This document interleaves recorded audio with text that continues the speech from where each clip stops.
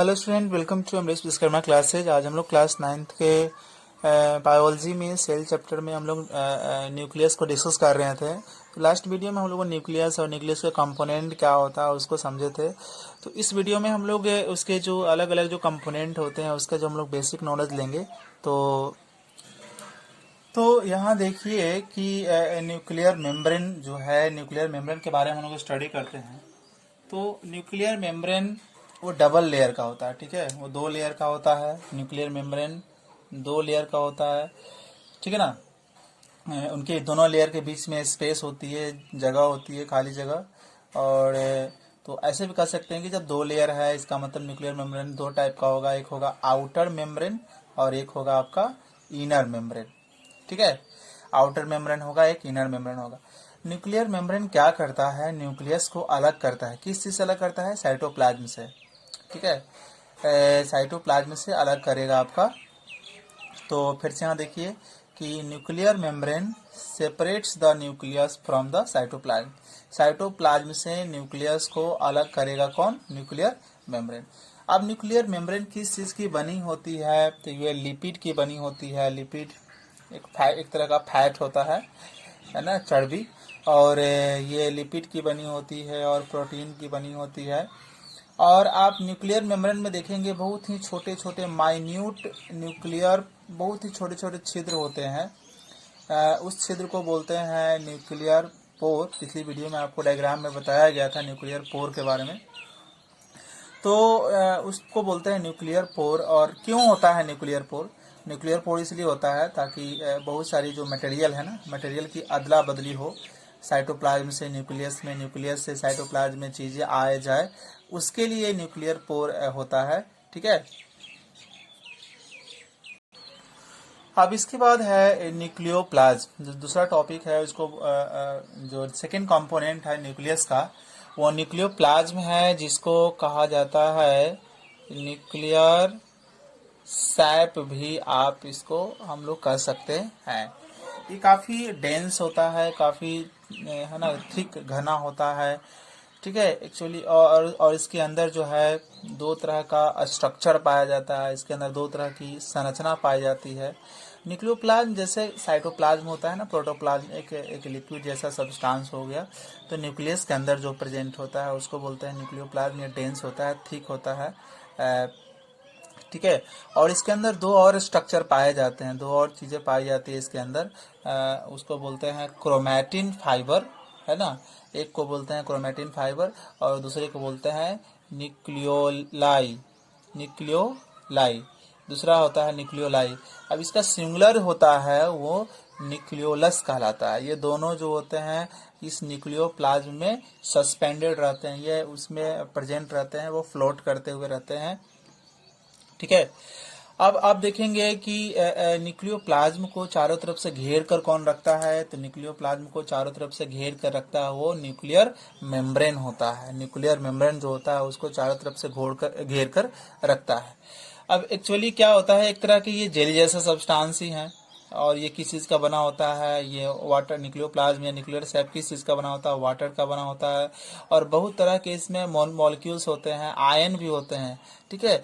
Ion भी घुले होते हैं। अब आयन क्या होता है? आयन का मतलब होता है कि कोई भी, जैसे आपके पास एलिमेंट है, कोई भी एलिमेंट है, अगर वो चार्ज गेन कर ले रहा है, अगर वो चार्ज प्राप्त कर ले रहा है तो वो आयन बन जाता है। जैसे मैग्नीशियम अगर 2 पॉजिटिव चार्ज ले लेगा तो मैग्नीशियम आयन बन जाएगा।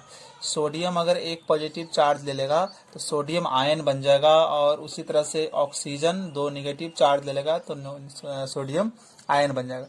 और तो इस तरह से आप देखें कि न्यूक्लियोप्लाज्म के अंदर वाटर, बहुत सारा मॉलिक्यूल्स और साथ साथ इसके अंदर आयन भी घुले हुए होते हैं। न्यूक्लियोप्लाज्म का क्या रोल है, क्यों ये न्यूक्लियोप्लाज्म का क्या रोल है, क्यों ये होता है, क्या इसका फंक्शन है? तो याद रखिए कि it serves as a suspension substance for the organelles inside the nucleus. Nucleus के अंदर जो पाए जाने वाले छोटे छोटे अंग जो होते हैं, जिसको हम लोग ऑर्गेनील बोलते हैं, लाइक अभी आपको बताया गया क्रोमैटिन फाइबर और न्यूक्लियाई जो हो गया वो इसके अंदर होता है। तो वो उनके लिए एक जो है ना एक मटेरियल, एक मीडियम प्रोवाइड कराते हैं जहाँ पर वो सस्पेंडेड रहें, लटके हुए हों, घूमते फिरते रहें, उनके लिए एक इन्वायरमेंट प्रोवाइड कराए। कौन कराएगा? ये न्यूक्लियोप्लाज्म कराएगा। ठीक है। तो स्टूडेंट अभी हम लोग इसमें आगे की तरफ बढ़ेंगे। तो आगे का इसमें हमारा जो टॉपिक है वो है न्यूक्लियोलस। अब न्यूक्लियोलस क्या है, इसका प्लूरल जो होता है वो कहलाता है न्यूक्लियोलाई कहलाता है। ठीक है। ये स्फेरिकल होता है, बिल्कुल स्फेयर के शेप का होगा और ये न्यूक्लियोप्लाज्म में पाया जाएगा। ये एक भी हो सकता है, एक से ज़्यादा भी हो सकता है। ठीक है। अब जो आपका न्यूक्लियर मेम्ब्रेन जो है, न्यूक्लियर मेम्ब्रेन न्यूक्लियोलस को घेर कर नहीं रखता है। ठीक है। ये न्यूक्लियोलस में क्या होता है, इसके अंदर प्रोटीन ज़्यादा पाया जाता है, इसके अंदर आरएनए ज़्यादा पाया जाता है। एक देखिए क्या एक्चुअली क्या होता है, न्यूक्लिक एसिड होता है। न्यूक्लिक एसिड जो न्यूक्लियस के अंदर पाया जाता है, एक होता है आपका इसमें आरएनए होता है, एक आरएनए होता है, एक इसमें डीएनए होता है। तो जो न्यूक्लियोलस है इसके अंदर प्रोटीन ज़्यादा होता है, इसके अंदर जो आरएनए पाया जाता है, आरएनए का मतलब होता है राइबो न्यूक्लिक एसिड। ठीक है। ये पाया जाता है। और दूसरी बात याद रखिए कि न्यूक्लियोलस जो होता है वो राइबोसोम की फैक्ट्री कहलाता है। राइबोसोम की फैक्ट्री का मतलब वो राइबोसोम प्रोड्यूस करता है। आप डायग्राम में पिछले वीडियो में देखेंगे राइबोसोम क्या होता है, और एंडोप्लाज्मिक रेटिकुलम पर दिखाया गया है, राइबोसोम चिपका हुआ होता है। लास्ट वीडियो को आप देखिए अच्छे से। तो फैक्ट्री ऑफ राइबोसोम इसको कहा जाता है, किसको? न्यूक्लियोलस को कहा जाता है। क्यों कहा जाता है? क्योंकि ये राइबोसोम प्रोड्यूस करता है। और राइबोसोम क्या, तो राइबोसोम का क्या रोल है, राइबोसोम क्या करेगा? तो राइबोसोम जो है प्रोटीन बनाने में हेल्प करेगा। यानी कि समझिए कि राइबोसोम की फैक्ट्री है और राइबोसोम प्रोटीन बना रहा है, मतलब न्यूक्लियोलस में प्रोटीन बनता है। ठीक है ना। राइबोसोम बनाएगा वो न्यूक्लियोलस, और राइबोसोम प्रोटीन बनाएगा, प्रोटीन का सिंथेसिस करेगा, प्रोटीन का निर्माण करेगा।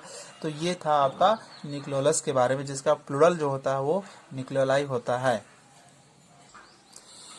इसके बाद हम लोग स्टूडेंट देखेंगे क्रोमैटिन मटेरियल के बारे में स्टडी हम लोग करेंगे। क्या होता है क्रोमैटिन मटेरियल? तो न्यूक्लियस के अंदर आप देखे होंगे कि बहुत ही फाइन थ्रेड लाइक, यहाँ थ्रेड मिशिंग था। तो आप देखें न्यूक्लियस में, जब हम पिछले वीडियो में हम बनाए थे इसकी पिछली लेक्चर, तो उसमें आपको बताया गया था कि जो न्यूक्लियस होता है, तो न्यूक्लियस के अंदर एक बहुत ही महीन महीन धागे जैसा स्ट्रक्चर होता है। ठीक है ना। अब उस महीन महीन धागे जैसा स्ट्रक्चर, यानी कि फाइन थ्रेड लाइक स्ट्रक्चर होता है, इसी स्ट्रक्चर को कहते हैं क्रोमैटिन फाइबर। इसी स्ट्रक्चर को कहते हैं क्रोमैटिन फाइबर। ठीक है। अब ये क्रोमैटिन फाइबर तो मैंने आप बता दिया क्या होता है, ये किस चीज़ का बना होता है। ये बहुत सारे बायोमोलिक्यूल्स से मिलकर बने होते हैं, जैसे न्यूक्लिक एसिड से मिलकर बना होता है, और एक खास किस्म के प्रोटीन से मिलकर बना होता है जिसको बोलते हैं हिस्टोन। यानी कि आप कह सकते हैं कि क्रोमैटिन मटेरियल जो होता है वो न्यूक्लिक एसिड में आप पढ़े हैं कि आरएनए और डीएनए, ये दो चीज़ से, और साथ साथ एक खास किस्म के प्रोटीन होता है जिसको हिस्टोन बोलते हैं, उससे मिलकर ये बना होता है। अब न्यूक्लिक एसिड मेनली दो तरह का होता है, एक होता है डीएनए, एक होता है आरएनए। हम इसके बारे में अलग से हम टॉपिक डिस्कस करेंगे। तो डीएनए का फुल फॉर्म होता है डीऑक्सीराइबोन्यूक्लिक एसिड।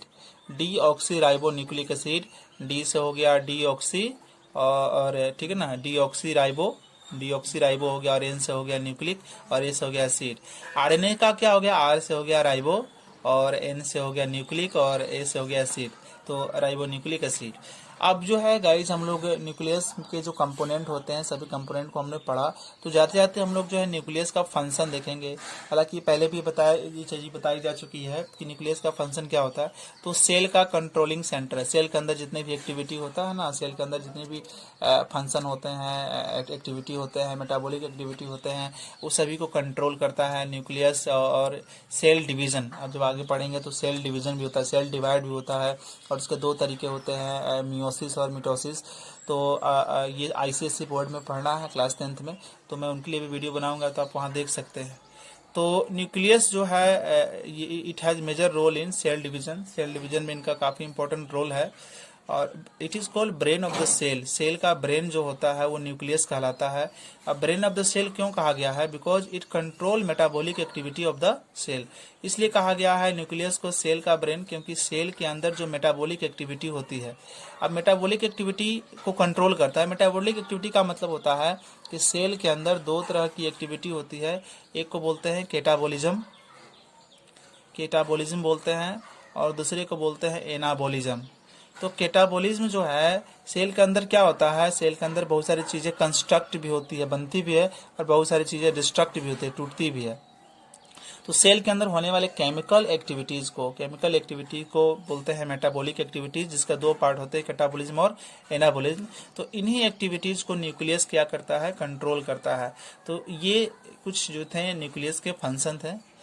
तो आज की वीडियो में इतना ही। हम लोग अगले वीडियो में जानेंगे कि साइटोप्लाज्म के अंदर जो माइन्यूट छोटे छोटे जो ऑर्गेनेल्स पाए जाते हैं, अंग पाए जाते हैं, जैसे माइटोकॉन्ड्रिया, गोल्जी अपैरेटस, आपका lysosome, ribosome, endoplasmic reticulum, plastid.